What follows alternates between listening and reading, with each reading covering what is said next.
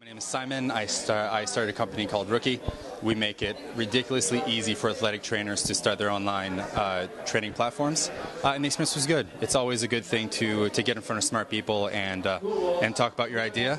Probably the worst thing that a startup can do is just keep everything secret and then just chase criticism once it's too late. So this is a great way to get out in the world and get that early piece of feedback that you can start building up of.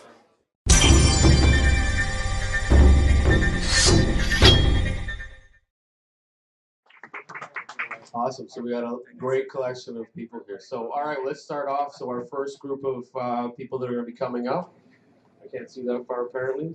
So the first group is going to be Rookie. Yeah.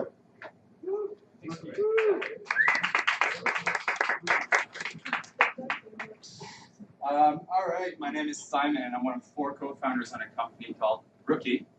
Next slide. And we make it just ludicrously easy for any athletic trainer to start an online training business. So we've been at this now for about 6.5 months. We have around 270 paying customers.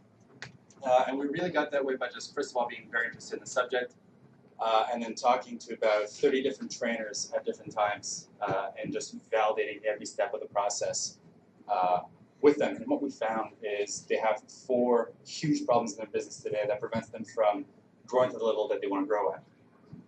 Next one. So all these are very closely correlated, but the biggest one is that if you're a personal trainer, if you're an athletic trainer, you really only have access to people that are in your area. So all of us have caps on our customers, but they have a very low cap. So let's say you're a personal trainer that lives in a small town in New Brunswick. You have very few customers that you can actually work with. The second thing as well is that you probably don't own your gym, so you have to partner with a gym that gouges profits out of you. And associated with that is the fact that you're pretty much at their mercy, because if they don't want you to come to the gym at a certain time, and that's when other people, your clients, want to come train, you just lost some sales. I'm not one for excuses, but that, as an entrepreneur, that really, really sucks. So a lot of these guys, and I've talked to some of you guys in the room about this before, who've confirmed this for me, like, you have to get a second job if you're going to be a trainer.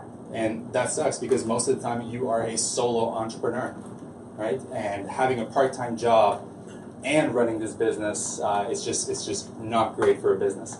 So the reason I love working with these folks is that they're all entrepreneurs, and they're solving their own problems, even though these have been looked at as necessary evils of the business.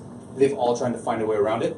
And what you see a lot of these folks doing, 77% of online coaching businesses, that have started in the last 2 years, all have online coaching at the forefront of what they offer.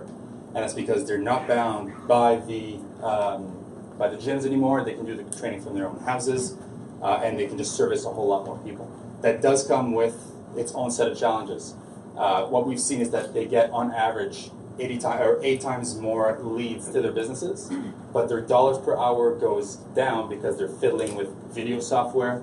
They're fiddling with just the day-to-day business of trying to deal with people that they've never met before, and it's a huge pain. So Rookie, what we do, it's not rocket science. We've streamlined that entire process for the athletes and for the coaches themselves. Next slide. All right. So I'm going to walk you through what the Rookie flow looks like for these trainers and for these athletes. And to do that, I'm going to just profile one of our power users. She's doing incredibly well on this. Courtney is tricky. She's from Hamilton, and she's a pretty good test subject. So next slide. And we like her because she wears shirts that says "Do it for the burgers." And if that's not someone you want to get trained by, I'm sorry for you. So next one. All right, so the first thing we do is that if you want to start a business and you don't have a website, we build that for you right away, right? So within 10 minutes of starting up with Rookie, you have yourself your own website, which you probably didn't have before. If you did have a website, we integrate with your website, and it connects directly with your app and with the student app. So if someone signs up to your website, they directly get added to your Rookie profile, and at that point you can start coaching them right away. And that's been extremely helpful. I think the stat is something like 80% of everyone who's signed up on Rookie so far, who's a paying customer, has made money through Rookie within the first 48 hours of starting. Especially for someone like Courtney, who's got something like 20,000 followers on Twitter and on Instagram. she gets this link that she can now share with people. She posts it on Twitter, she posts it on Instagram. Hey guys, maybe some of you guys have tried to work with me before, you haven't been able to. Here's a link, and now a percentage of those people automatically get added to her platform, and she can start working with them right away. So this is really our bread and butter. What really grinds these guys' gears is the fact that they have to deal with video sharing software. I should probably go over what online training does. So essentially, Jeffrey, if you were to train me, you would send me an invite and we'd start working together, but we would build a workout together, and then every week we would check in together. You can see my improvements and all that stuff. So that's what online training is. And the biggest thing that these guys have a hard time with is this video sharing stuff. It's a pain. They have to tell these clients to install Dropbox, which they've never done before, because sharing big online video files is a huge pain in the ass. And for the athlete too, right? That really sucks. So that's all done in the app, and it takes something that takes them usually an hour, takes them about 10 minutes to do. This is my favorite screen. It's these trainers seeing themselves just get paid. So you wouldn't think it, but a lot of people actually sketch out on these trainers when they've never met them before. It's different if you work with people every single week, but if you don't, it's easy for people to just go off the map. So what we do is we integrate with bank accounts, we integrate with Visa cards. So as a trainer gets more customers, they just get paid right away. And through this platform right here, they can just see improvements of all these different guys, so it's of their clients. So it's much easier that way than through just Excel spreadsheets. So this is our MVP, and what has us the most excited is just how huge this market is, right? And we had no idea it was that big. Next one. So the personal training market is around $9 billion, and of course we only have a percentage of that, but this is our MVP, it's the first thing we're doing, and the fact that we have something around 270 paying customers 6 months after starting this is definitely a step in the right direction. But what has us even more excited are just the other adjacent markets that we have with this. So the athletic coaching market is another big one, $8 billion, and that's more sports specific. So I want my jump shot to be better because I'm a basketball player, right? So it's training with that kind of stuff. And then the emerging online training, we really have no idea, but what I know is that a huge percentage of people who've started these businesses in the last 2 years have online training as one of the biggest offerings. So right now we have 23 coaches paying us, and that's all done in 6 months, and on average they have around 10 different athletes. So that for attraction, that's what we have right now. And the payment model is actually pretty simple. It's the old Shopify model. So they pay a monthly platform fee, and then we take a cut off of all the in-app transactions. I'm extremely biased, but I think this is a very stellar team.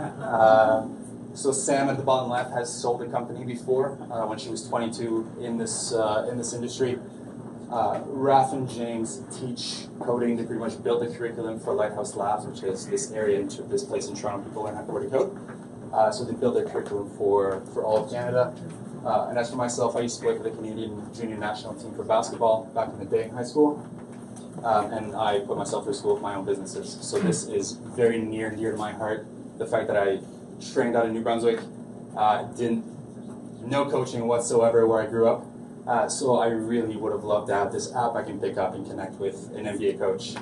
I would have told mom and dad, forget Christmas, forget my birthday. This is what I want, and that's actually what we're seeing right now, which is really, really cool.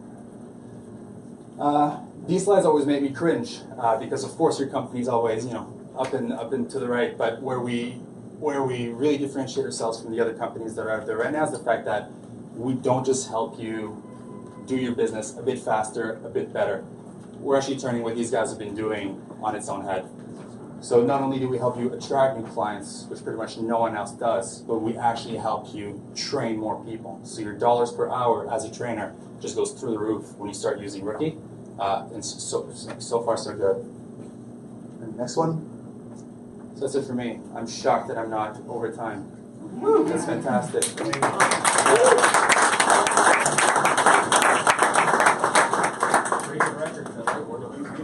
Okay, so question, fire away. So what's your ask?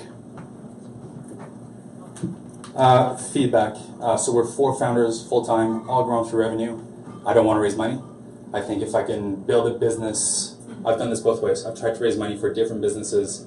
I don't want to do it. I actually don't think that VCs add that much value unless they know your industry very well. So my ask is for feedback and just what you guys think about this, but if I can, I don't want to raise money. Okay, any other questions in the audience? So this is a two-sided market. How are you advertising to both sides? Or what's your cost per acquisition on the athletes and Cost per acquisition is really early. Cost per acquisition is really early. And like lifetime value is very early, which is my honest answer is I don't know. How we've been marketing this so far has been through personal connections. Pretty spoiled that I play for Team Canada, so I can go to a lot of these folks who've trained me back in the day and just ask them to do me a solid and get on there. At the end of the day, though, it's a different story to get them to pay, right? So to answer your question, personal connections and referrals.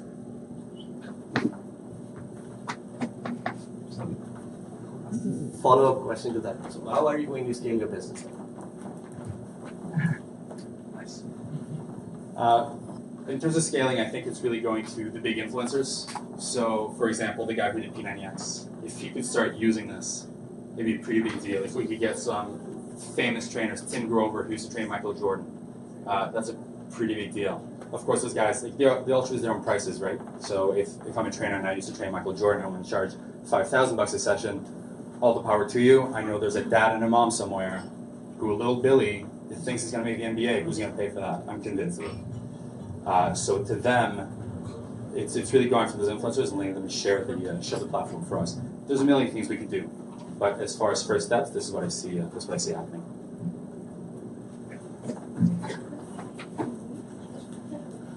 Anyone else? Okay, you guys are on. Cool. So I completely understand the stage you're at with your company. You don't have a lot of data on the customer. And then you put like a market slide up, and so you don't actually know the size of the market yet. So you have to kind of figure that out. I'm worried that there might not be like a market as big as you think it is. So I know you got 23 people on there, your buddies, whatever. But what's the actual, like, where's the value come? Like, I would think that people pay for a trainer because they need some motivation, right? And I think that motivation would come, I'm guessing, from having that trainer beside you, coaching you through it, pushing you to do those extra reps. So if I'm understanding correctly, you kind of just go work out alone, but you're able to record stuff and send it back to your trainer. So is it just because it's super low cost you're thinking it'll work, or what's your thoughts on that side? So what we've seen so far is that trainers are a dime a dozen. What people want is they want to train with the best, and the best may not always be in their areas, right? So for me, if I'm training for my jump shot, for example, and it's in Brunswick, he's like the trainer, she's probably not there. So I'm gonna go out, I'm gonna look for who the best is, and they're probably not there. So that makes perfect sense to me. So you're targeting more professional athletes is what you're trying to do here, or? Not necessarily. Okay. Not necessarily. Anyone who wants to get better at what they're doing. So for example, Courtney, her entire business is online, but she's a fitness trainer. So it's not necessarily professional sports. It's just people who need that, honestly, that extra kick in the butt, and they need to have check-ins with someone every week. They don't really care about training with someone on a day-to-day basis and being face-to-face with them. They just need to know that at the end of the day, there's someone at the end of the line who cares and who will hold them to that standard they're trying to set for themselves. Yeah, so I can vibe with that. I mean, when I go to a gym, I'm not going to get trained by some guy who doesn't look like he even works out, right? I want to learn from Ronnie Coleman if I want to be a bodybuilder, so that makes sense to me. What do you want to do about the market size? Like, how are you going to determine what that is? What other players are in the actual industry for you to have some kind of data on who uses this stuff online? So it's going to take a while because online training's only picked up in the last 24 months. But what we know is just the recency stuff. So personal training, that industry as a whole, has gone up by 7% every single year, which is a huge number, assuming that if you take into account just how big it is already. And out of everyone that we've surveyed so far, companies I've started the past 2 years, online coaching isn't just something they offer, it's their main offering. And that number is in the 80s, like 80% of them. So it's here to say, right? The problems are big enough that everyone's trying this. They just don't have this streamlined solution to actually make it viable. Good luck, man. That's awesome. So on my side, the elevator pitch is supposed to give somebody a good understanding of what the product is, what the issues that you're rectifying, and how it's going to help. And I totally didn't. I didn't understand if it was somebody filming and watching you do it, something you were filming and sending it to them, and then they analyzed it and told you what you need to improve, or if somebody was actually scheduling it through this to determine what lowest cost and what time I can schedule it. So I think that piece, if we can sort of define it and maybe explain it a bit better on the elevator pitch. Not a lot of time, I know, but I think that would have been... Maybe that's why it was so short, because I skipped like 3 slides. Yeah, that piece, and again, I think it's the same question of where you guys at and what you're asking for. I think that was critical as well in terms of the audience and maybe where you are in your development. What I liked is, obviously, you had the influencer. Again, not the person training Michael Jordan, but you still had somebody with 20,000 hits, and I think that's important. That person has a little bit of sway, a little bit of influence over the audience, over the area. We have one guy who trains NHL players, and that helps. He's in Toronto, and he doesn't have to travel to St. Louis anymore. He does it all through Rookie. So I think that helps, and the more you can develop that sort of network, I think that's going to be critical for you. And also the team strength, having people in there who've done this before, who set up a company, understand how you get idea to action. I think that's critical as well. So I think it's a good step. Thank you. Thank you. We sort of have a scorecard here that they want us to rate you on, and the first one was your startup name, Rookie. I felt that was a very good name. It's an easy mouthful, and it's very relevant to what you do. Thanks. The next thing, the elevator pitch. I don't have my comment on that. One of the things I really enjoyed about your pitch was that you made it personal, and you talked about your history and your involvement. Oh, I'm sorry. Yeah, sorry about that. So I really enjoyed that personal aspect that you introduced in the thing. The financial details, the way, you're not asking for money, you want to fund this yourself. You actually didn't do that in the pitch. If someone from the audience had to actually question you about that, I think that's a very important part of what you're doing, so you should bring that forward as well. Okay? Nick, I'm good there? Thank you. Thanks. That was awesome. I'm going to throw that one down. Thank you very much. That was great, man. Everybody, some great feedback from all sides and some good questions. So I think that was awesome. Thank you.